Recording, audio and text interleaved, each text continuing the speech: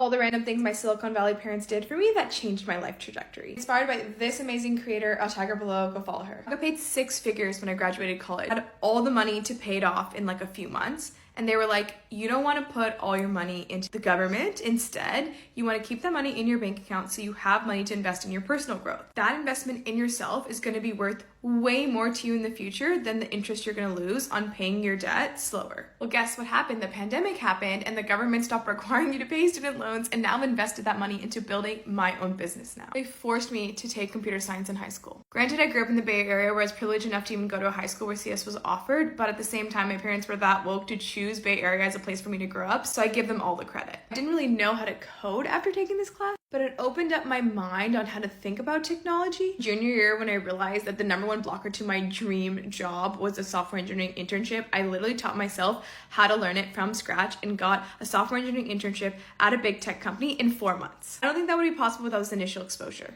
They incorporated my hobbies. Okay, so like when I was in high school, I loved art, I loved drawing. Like, okay, like how can we make that more legit so you can use it for your college apps? They helped me build a program where I could teach art to kids at homeless shelters, and then they incorporated it into a nonprofit. This made me and my hobbies look 100 times more legit on college apps, and then I got into my dream program at USC where they only selected 20 students. Underage drinking was allowed as long as it was in front of them. We all know that when we go to college and we're introduced to all that alcohol at once, we have like no idea how to deal with it responsibly. Unlike all the other kids, I didn't have that problem. I didn't like aggressively black out or have people take advantage of me because I got too drunk and I didn't know my tolerance.